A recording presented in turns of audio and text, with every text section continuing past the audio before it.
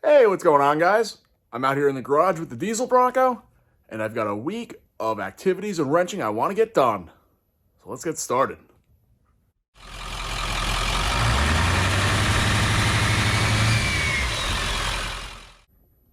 Okay, so first things first, what I want to get done is replace my front steering bolts with all fine thread with nylocks, and I also drilled them so I put cotter pins in them, just as a little added measure. So I've got 4 of those to replace for my hems up front.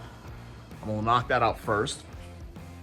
Then I'm going to move to this tranny mount that's currently all just zip ties. I'm going to get rid of all that.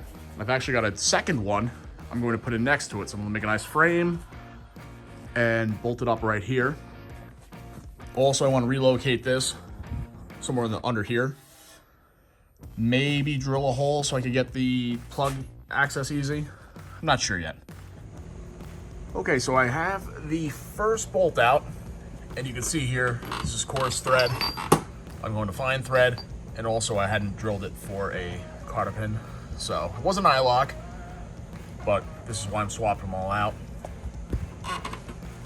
But recently someone did ask about these rubber boots, how they're holding up. It's been about 5 months or so. And this hem joint is nice and smooth still. The boot feels good. I would say they're probably, for $7 or $8, cheap insurance. It's tight on there. I mean, there's not much getting in there. So, yeah, just a little update. I'll keep an eye on it as we go forward.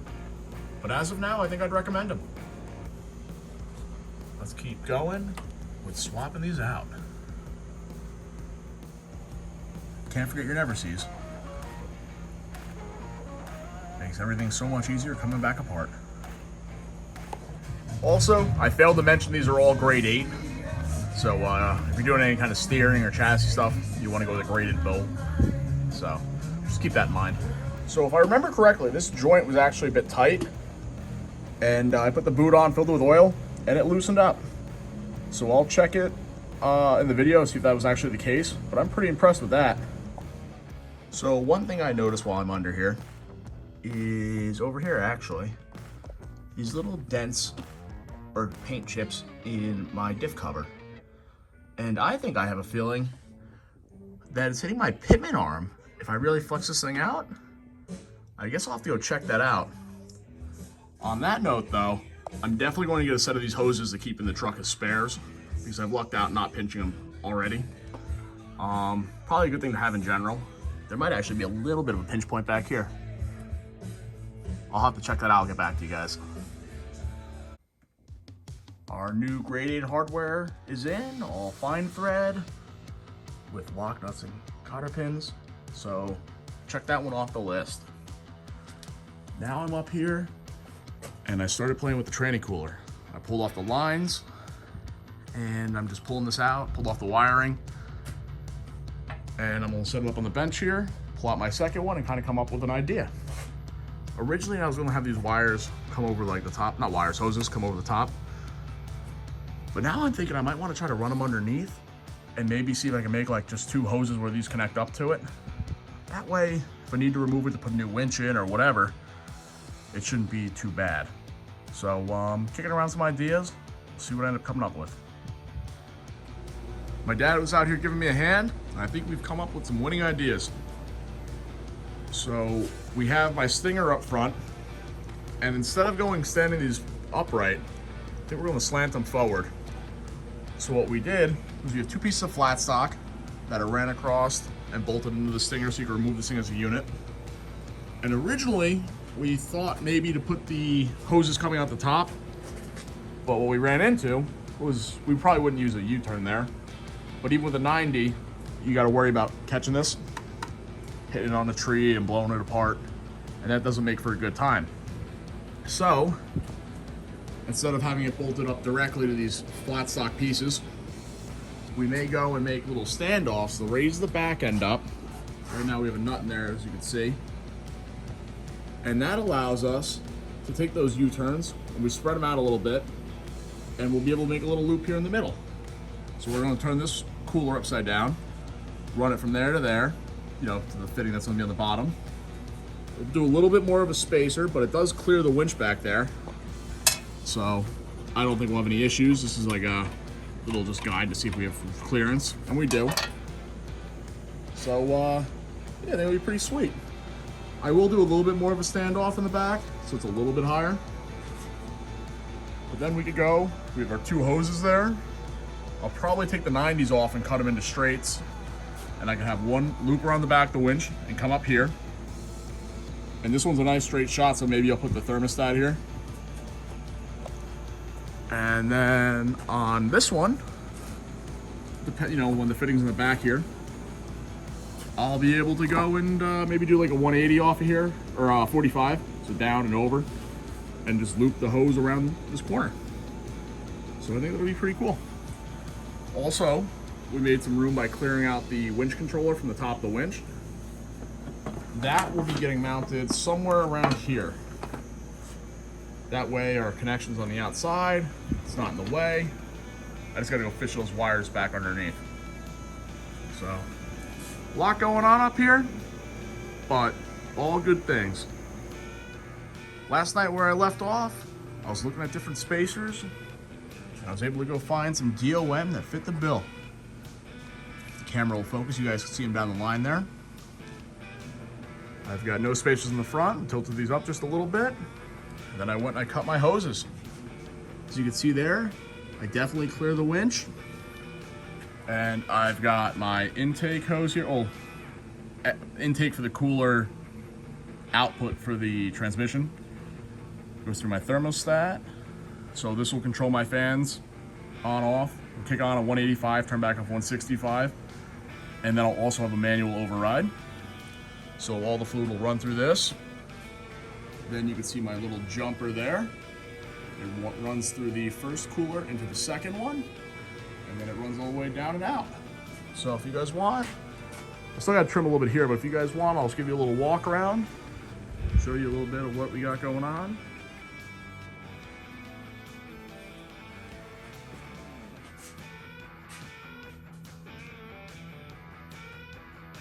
Hangs out just a little bit in the corners. But it's still a bit set back from the edge of the bumper, so I don't think it'll be getting bumped. And even if it does, this is mostly just kind of, aluminum bracing. If I really wanted, I might be able to just trim this back, because this is just a bolt, but we'll see. I don't think it'll be causing an issue. Like I said, even if I hit a tree, it slides right past it because it's set in. So there's that. So I've got this all mocked up. I believe I showed you guys that. And now I moved my focus to this box here for the winch controller. I went and I drilled 4 holes through so that I can just bolt it down here to this plate of my bumper.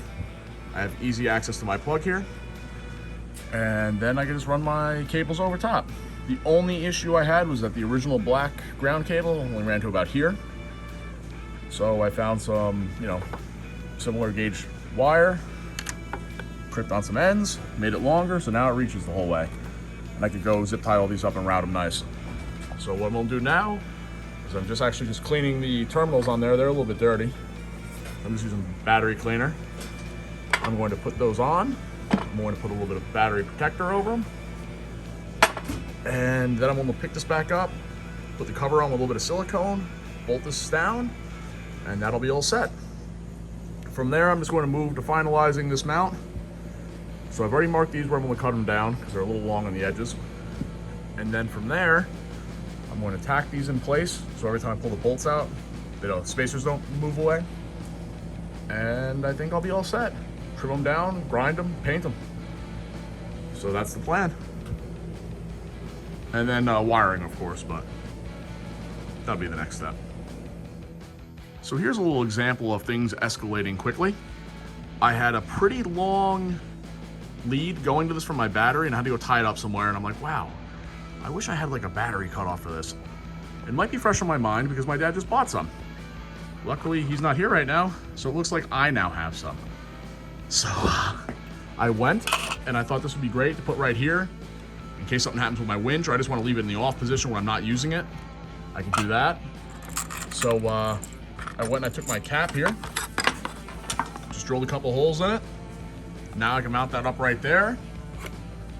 I took my long cable that was my feed, I cut it in half, put 2 crimps on the end, some heat shrink and some, whatever this stuff is. This dielectric grease. It's always good to have. And now I'm just putting it together. Can't wait, that'll be a good addition. I've wanted to do that for a while, and it's nice to finally get around to these small things. Here we go. We're all set up mechanically. We still have some wiring to do on the fans. But before I do that, I'm gonna pull these off, just trim these like I was mentioning, tack on my spacers, and paint them up. As for my winch controller, I'm happy to get that done. This is all bolted down. We drilled through here. We screw this down to the top, you know, put bolts underneath. RTV'd it so we don't have any leaking. And we got a switch that's got a very satisfying click. What I also like about having this is that I have a wireless remote too for the winch. And I'm always worried when this winch had constant power that it would get stuck under a seat or sat on or bumped into, and I'd burn out my winch or, you know, heat it up, blow it apart by accidentally like pulling it in and not realizing. Now with being able to just turn this off, just the ease of peace of mind. So here's our bracketry. I went and I trimmed it up just so it overlaps just a little bit on each edge. Down here, I tacked on my spacers, and we're ready to go. What started out as me addressing a few leaks underneath has moved to everything but those leaks, so I still need to address them. But let me show you guys what I got done. I think it's pretty cool. So I had mentioned the winch. I was worried about that. I'd just like to put a, you know, battery kill switch on it. So I got that done, and we'll show you that right now. We got nothing.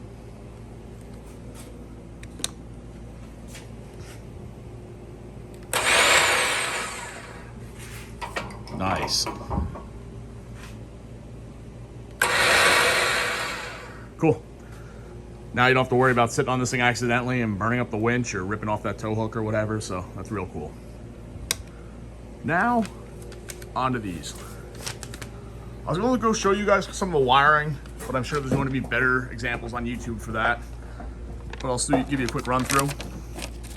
This is Derale's relay harness. So I have the red wire going right to my battery. I actually have 2 of them because I have 2 sets of fans. I ran them individually. That way, if, you know, one burns out and this fuse goes, I still can run the other one. So I've got 2 of them. The orange is the power going to the fans. So I have that snaked, you know, underneath there and up and around, all through here and back to my relays, which I have right there for the moment. I still have to tidy up some of the wiring, but I just want to show you before I tuck it all away. So those are my 2 relays. And that is that power. It comes in from the battery and it goes to your fan. I also have fuses on the fans, so I'm protected pretty well there. Those are also ran separate. Then I have the grounds. This ground is for, I guess, the little magnet in it that actually goes and controls the relay. So that's just a constant ground. I have that hooked up right here to my fender. And then the yellow and the green are your control voltages. The yellow, I have power running all the way up to my thermostat right here, and then coming back on the same harness and goes there. So if it gets to 185 degrees, that switch, which is normally open, will close and it'll turn on the fans. Or my other option is this green one that they have as an AC override. I just have it as just an override, a manual override. So if I'm going and doing something extreme, I'm coming up on a big hill, I have a switch panel inside, I switch that on, and the fans kick on. So I guess I'll demo that for you guys, and I don't know if I'm going to include the rest of the work in this video, or if I'm going to do a part 2, because I'm sure this is getting to be a bit long, but we'll see. I have to get off my big stool. That makes working in the engine bay a little easier.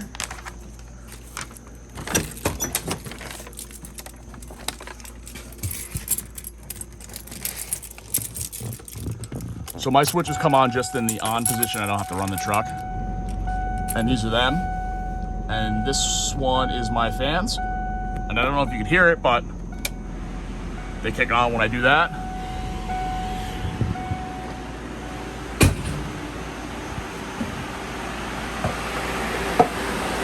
And that's them right there.